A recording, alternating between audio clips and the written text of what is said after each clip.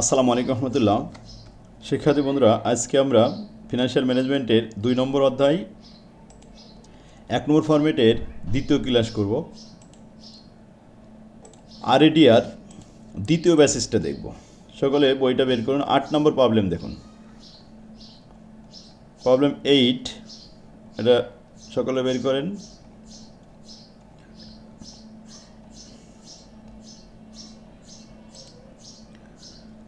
হ্যাঁ, প্রবলেম 8-এ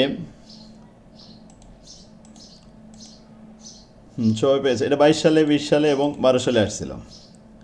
আর 14 এবং 16 মডিফাইড, এটা 7 কলেজে দিছিল। এখানে আমাদের দুইটা প্রজেক্ট দেওয়া হয়েছে, প্রজেক্ট এ এবং প্রজেক্ট বি। প্রজেক্ট এর ইনফরমেশনগুলো উপরে দেওয়া হয়েছে যে project A and B, the cost of capital কের মান discount rate 15%, and the risk free discount rate RF risk free আছে 10%। যে অঙ্কে রিস্ক ফ্রি এবং বেটা দেওয়া থাকে সেটা তো CAPM এর সূত্রের সাহায্য নেওয়া যায়। The farm has the following basis cash flow দেওয়া আছে কি কি দেখেন, যে রিস্ক ইন্ডেক্স, তাহলে ক্যাশ ফ্লো এবং রিস্ক ইন্ডেক্স দেওয়া আছে। ইনভেস্ট করা হলো, এটা ক্যাশ আউটফ্লো, আর যেটা ইনকাম হবে এটা হলো ক্যাশ ইনফ্লো। 4 বছরে ইনফ্লো দেওয়া আছে। লাস্টে রিস্ক ইন্ডেক্স দেওয়া আছে, এটা হলো আমাদের বেটা। হোয়াট ইজ বেটা? বেটা ইজ এ সিস্টেমেটিক্যাল রিস্ক, যেটা হলো রিস্ক ইন্ডেক্স নামে আছে। আমাদের করণীয় কি? দুইটা রিকোয়ারমেন্ট দেওয়া হয়েছে। Find out the net present value. Net present value বের করতে হবে অফ ইচ প্রজেক্ট, প্রত্যেকটা প্রজেক্টের using the firm the cost of capital. Cost of capital যে ফার্মে দেওয়া আছে এখানে 15%, এই 15%-এর সাহায্য নিয়ে নিট প্রেজেন্ট ভ্যালু তৈরি করতে হবে। দেন এরপরে একটা কমেন্ট করতে হবে, which project is preferred in this situation. দুইটা প্রজেক্টের ভিতরে কোনটা আমাদের জন্য প্রিফারেড সেটা বাছাই করতে হবে। 2 নম্বর রিকোয়ারমেন্ট বিতে বলছে determine the RADR, risk adjusted discount rate, matching করে দেখাতে হবে ইউজিং CAPM। CAPM এর সূত্রের সাহায্য নিয়ে RADR নির্ণয় করতে হবে। প্রথম ক্লাসে আমরা 7 নম্বর প্রবলেমে দেখেছিলাম পেব্যাক পিরিয়ডের সাহায্য নিয়ে RADR নির্ণয় করা। আজকে আমরা দেখব CAPM এর সূত্রের সাহায্যে RADR নির্ণয় করা। দুইটা রিকোয়ারমেন্ট করলে এখানে 10 মার্ক। তো আসুন সবাই, এখন প্রথমে যেহেতু ক্যাশ ইনফ্লো দেওয়া আছে CFAD, তো নিট প্রেজেন্ট ভ্যালু 1 নম্বর রিকোয়ারমেন্টটা আগে শিখি। Calculation of net present value, discount rate কত, কস্ট অফ ক্যাপিটাল 15% ধরে এটা আমরা ক্যালকুলেশন করব ফর প্রজেক্ট এ। আমরা জানি নিট প্রেজেন্ট ভ্যালু সূত্র হলো total present value of CFAD, 4 বছরের CFAD টোটাল করব, সেখান থেকে NCO বাদ দিব, বাদ দিলে নিট প্রেজেন্ট ভ্যালু চলে আসবে। তাহলে ক্যাশ ফ্লো 1 2 3 4, 4টা ক্যাশ ফ্লো ভাগ করলাম, 1 plus I to the power n, 1 plus I to the power n, পাওয়ার হচ্ছে প্রথম বছরে পাওয়ার 1 2 3 4, একটু জুম করে দিলাম। 4 বছরের ক্যাশ ফ্লো 6000 6000 6000, 4 বারই 6000, তো 6000 লিখেন সবাই।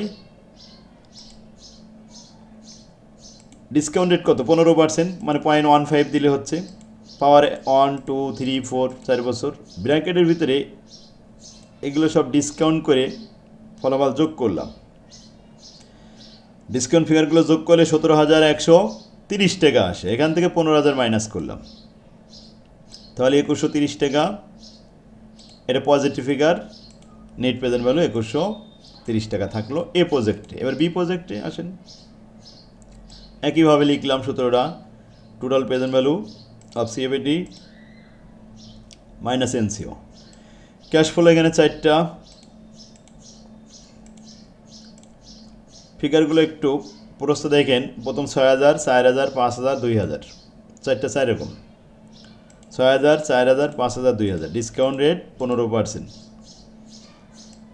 সবগুলো ডিসকাউন্ট করে যোগ করে নিলাম। ফিগারটা আসলো 12,674 মাইনাস 11,000, তাহলে 1674 টাকা নিট প্রেজেন্ট ভ্যালু থাকলো, পজিটিভ ফিগার 1674 টাকা। এ প্রজেক্টে নিট প্রেজেন্ট ভ্যালু 2130 টাকা আর বি প্রজেক্টে 1674 টাকা। তাহলে বড়টা আমাদের জন্য ভালো, এ প্রজেক্টটাই preferable. The project is preferred in this, the project A is preferred in this situation because their net present value is higher than project B. 1 number requirement শেষ। আশা করি সবাই বুঝতে পারছেন। এরপর আসেন 2 নম্বর রিকোয়ারমেন্ট,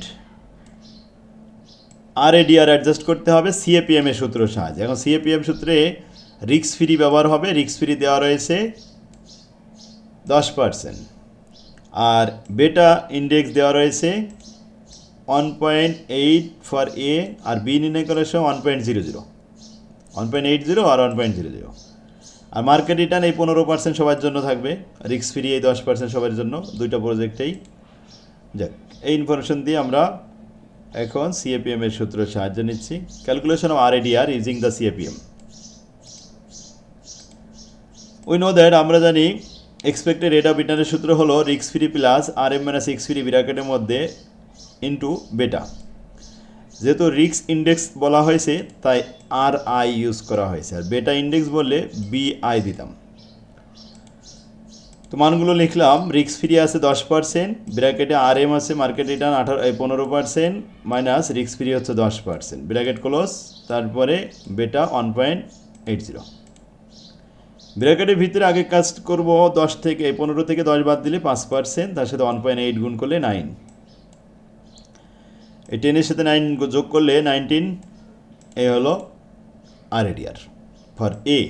এর ফর বি আবার সূত্র লিখলাম, এক্সপেক্টেড রেট অফ রিটার্ন সমান রিস্ক ফ্রি প্লাস ব্র্যাকেটের মধ্যে RM minus x free into বেটা।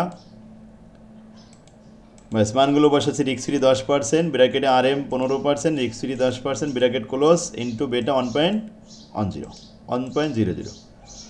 তো 15 থেকে 10 বাদ দিলে 5, 5-এর সাথে 1 গুণ করলে তো 5 থাকবে, 5 আর 10 15, অর্থাৎ RADR 15%। এটাই হলো আমাদের ফর প্রজেক্ট বি। ক্লিয়ার? তাহলে CAPM এর সূত্রের সাহায্য নিয়ে আমরা RADR নির্ণয় করতে পারি। এই প্রশ্নগুলো আসবে এই অধ্যায় এই ফরম্যাট থেকে। 9 নম্বর প্রবলেম, সেম অঙ্ক। এখানে market return 15%, risk free 10%। P এবং কিউ প্রজেক্টের বেটা 1.00.60। দুইটা প্রশ্ন সেম, 8 নম্বর কোশ্চেনের মতো। প্রথমে find out the net present value. Net present value নির্ণয় করতে হবে এই 15% ডিসকাউন্ট রেট ধরে। এরপরে ফাইন্ড আউট দ্য RADR নির্ণয় করতে হবে ইউজিং দ্য CAPM এর সূত্র নিয়ে। এখন CAPM এর সূত্র অ্যাপ্লাই করতে হলে রিস্ক ফ্রি দরকার, এই যে রিস্ক ফ্রি 10%, মার্কেট রিটার্ন দরকার, এই যে মার্কেট রিটার্ন 15%, আর বেটা এই যে 1.00.60 পার বেটা। অঙ্কটা আসছিল 17 সাল, অ্যাকাউন্টিং ডিপার্টমেন্ট, 3rd ইয়ার, 17 সালের প্রশ্ন।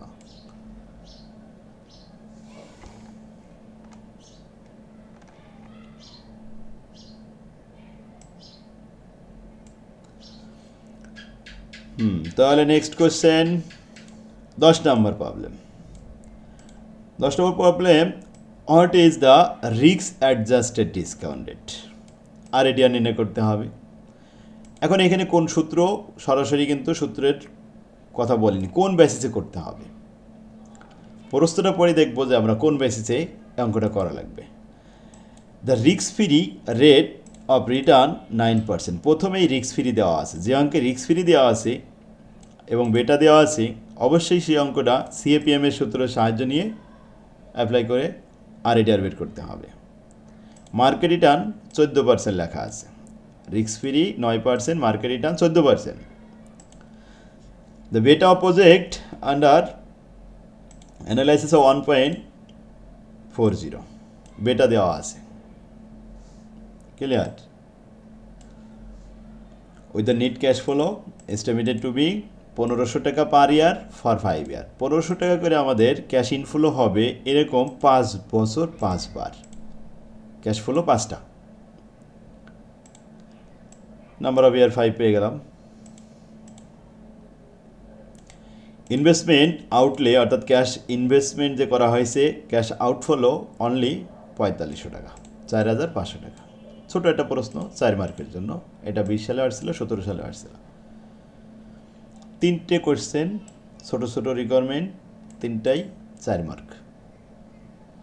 প্রথম প্রশ্নটা, what is the risk adjusted discount rate, RADR নির্ণয় করো।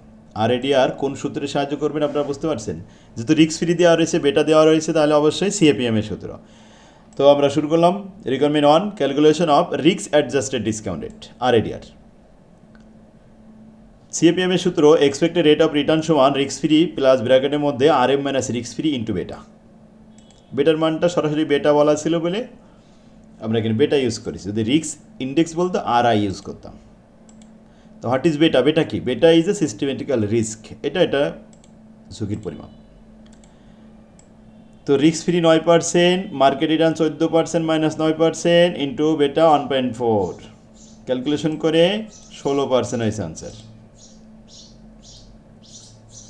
2 নম্বরে, what is the risk adjusted net present value of the project. Net present value করতে হবে। Total present value of CAPM minus NCO, cash flow 1 2 3 4 5, 5টা cash flow প্রতি বছরেই 1500 5 বার লিখলাম। আর discount rate 16%, তাহলে 1 প্লাস আয়ের মান 16%, 0.16 পাওয়ার 1 2 3 4 5 6 মাইনাস NCO 4500।